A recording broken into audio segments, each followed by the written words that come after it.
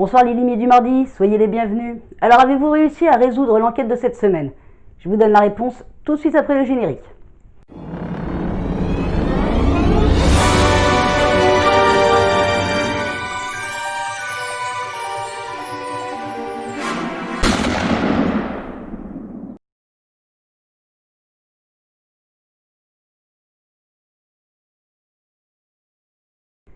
Qui a bien pu voler l'argent des employés de Martin Laurent l'industriel?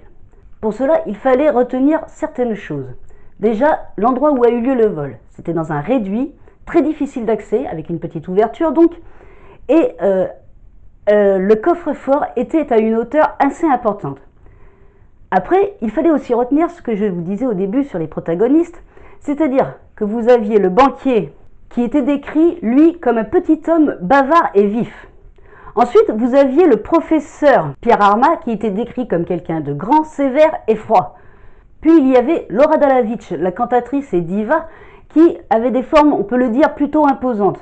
Et pour finir, l'opticien Samuel Vitou, qui était décrit comme quelqu'un de complètement myope sans ses lunettes.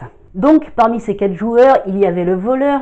Et si nous reprenons en ordre, le réduit étant petit et le coffre-fort étant haut, nous pouvons dire que la cantatrice ne pouvait pas l'atteindre dû à sa corpulence. Le banquier ne pouvait pas l'atteindre, le coffre, dû à sa petite taille.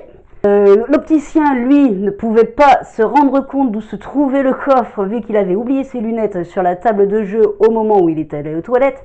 Il ne restait donc plus que le professeur Pierre Arma, qui était assez grand et assez mince pour pouvoir accéder à l'argent.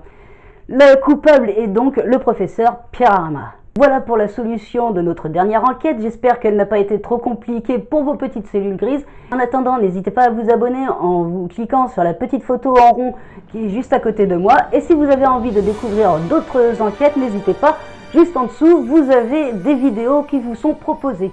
Et je vous retrouve donc la semaine prochaine. En attendant, prenez soin de vous.